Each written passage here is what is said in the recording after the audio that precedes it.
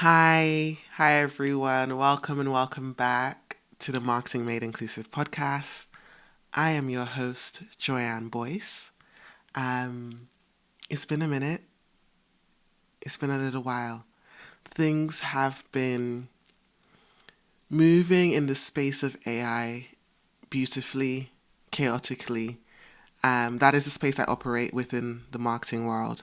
So I took a tiny bit of a pause from the podcast, but also took some time to think about what I want for this podcast, what I want to be able to, one, make sure that I can do it consistently, because that's something I always want to commit to, and what will add to the space of inclusive marketing.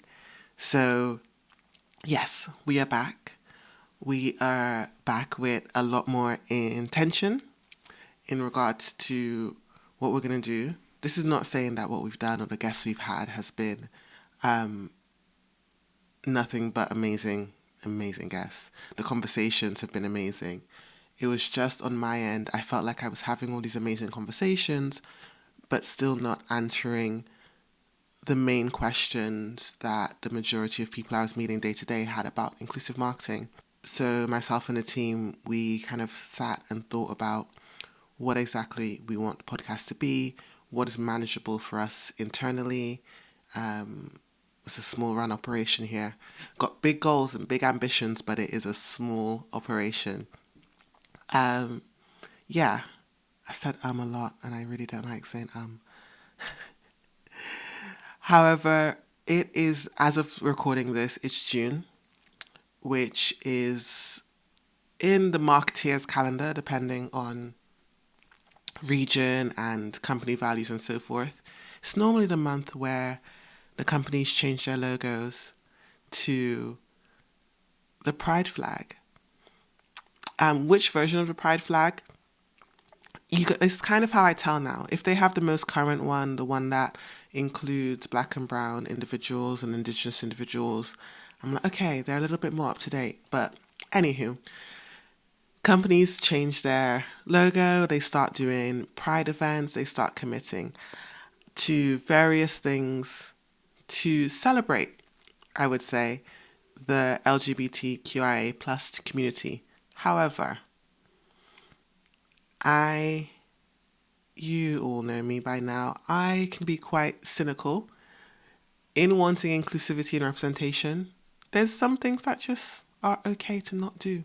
So some companies, it's okay to not change your logo if you don't mean it, if you aren't committed to it. However, there's another part of me that is thinking about my theory around spotlight, saturation, and normalization.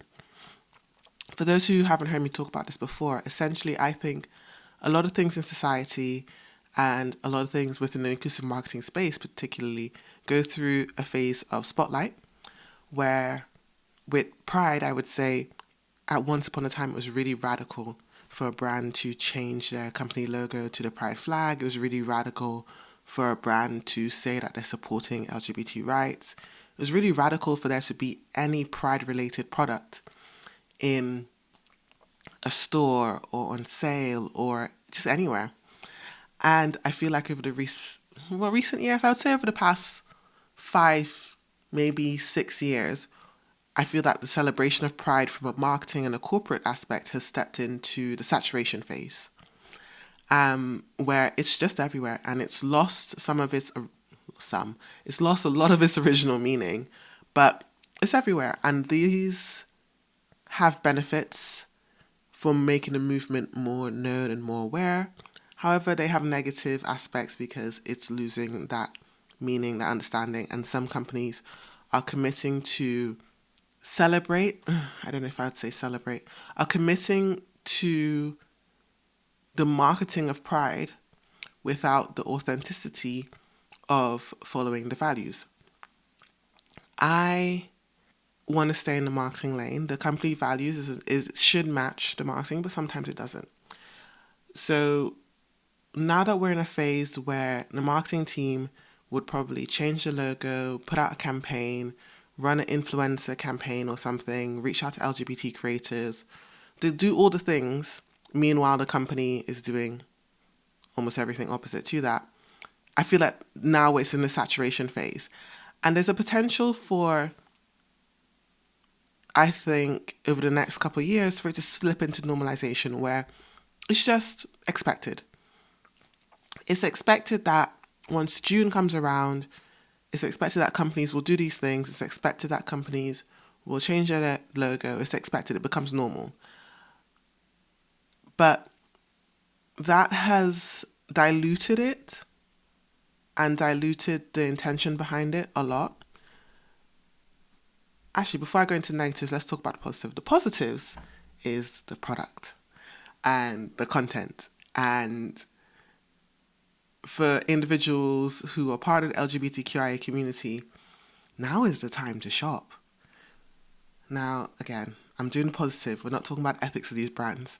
But now is the time to shop. Now is the time to get anything you desire in a rainbow format. And 5-6 years ago, that wasn't the case. I think I saw on TikTok, someone had a full rainbow suit. I've seen rainbow LGBT pride baby clothes. I've seen any type of product you can think of.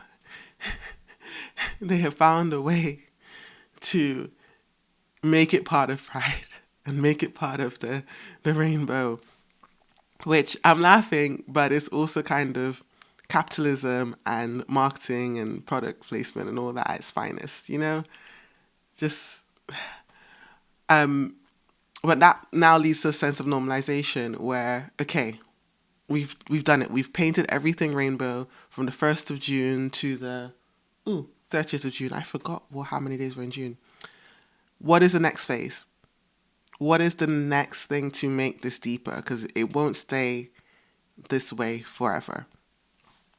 And I was trying to explain this to the team, and the only example or the comparison I could think of was with women rights whenever.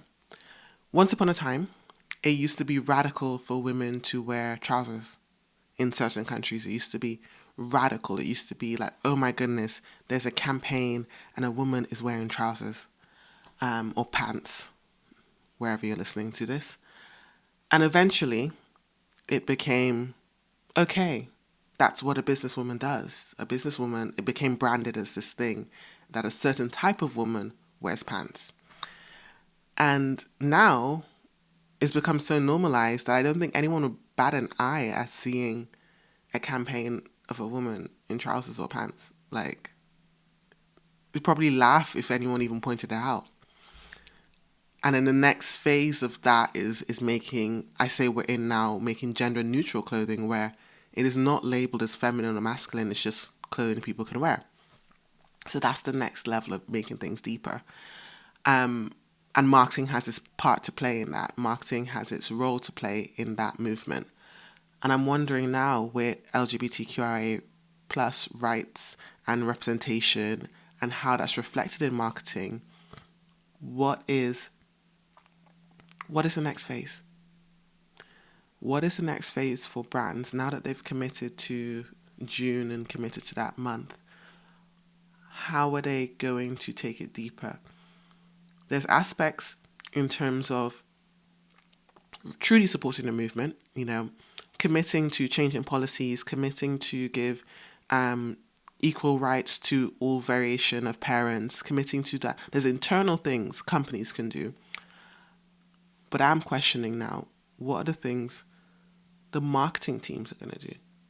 And it's funny, I get these questions, but I really want to pose the question to our listeners and to the individuals who listen to the podcast, because I do feel that if you tune into this podcast and the type of content that we create, you're already thinking about inclusive marketing in a way. You already have a mindset that is of change and of curiosity and of wanting to make the marketing sector, the advertising sector, diverse and really reflect society, wanting to create campaigns that connect with as many people that are interested in your product as possible. So what's next for Pride? What would the marketing campaign for Pride Month in 2030 look like? Will it even be a month? My kind of projections is one of two ways. We go one way, we go back to the spotlight, and companies start committing now to a letter rather than just the whole flag, and committing to campaigns that represent intersections. And when I say a letter, I mean LGBTQIA+. Each of those letters stands for something.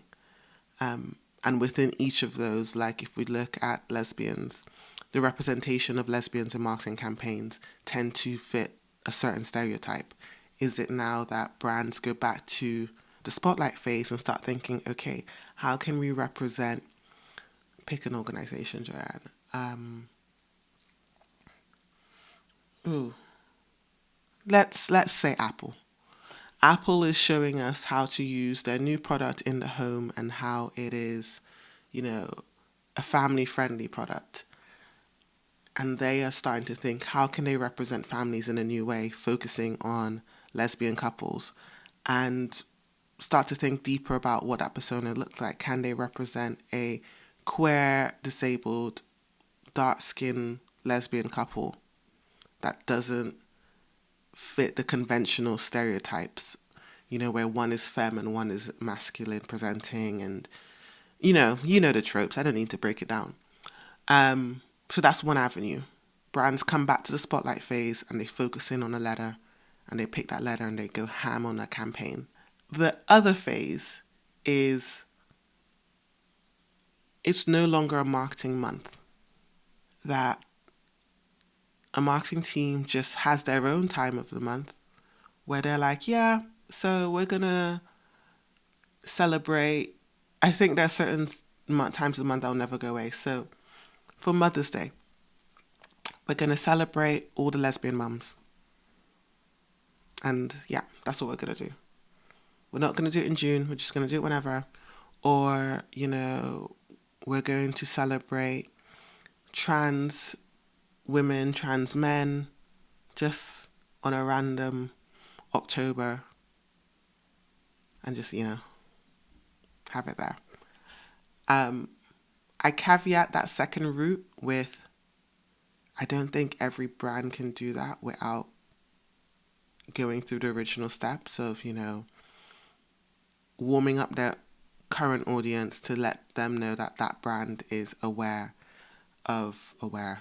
that brand supports or will celebrate, or I don't even know what phrasing I want to use, but I do think there's a phase that brands that have been established for a long period of time need to go through before they can dive into LGBT any day of the year, and even dive into intersectional LGBT, because a lot of the times, especially with some clients in the past, when I've looked at their campaign content and we've done audits for them, the majority of their representation of campaigns or same-sex families is white gay men. And that's probably as deep as it goes in regards to, we've done something here. I'm curious to know your thoughts. I'm curious to know, in 2030, do you think Pride Month will be still a month for marketeers? I'm not taking it away in terms of what the actual month stands for. I do think that will continue, and people will continue to push and demand, hopefully by 2030, you don't have to demand for basic equal rights. But I do think that as a month for the community itself will remain. But I'm talking about in the marketeer's calendar, in the current format that it is, where it's somewhat checkboxy, somewhat, on the 1st of July, you change everything back and pretend like it didn't happen. What would that look like in 2030? So yes, feel free to tweet me. I am at Joyann Boyce on all social platforms. That is JoyannBoyc. I would love to hear your thoughts on what Pride Month will look like in the marketeer's calendar in 2030. As I said at the start, we're rebalancing and reshifting and reorganizing and strategizing with the podcast. So hopefully you enjoy the new format of how things are going to be rolling out, and we've got lots of interesting content planned. But thank you so much for listening to the Marketing Made Inclusive podcast. I will speak to you soon, and let me know your thoughts on what you think Pride in 2030 will look like in the marketeer's calendar.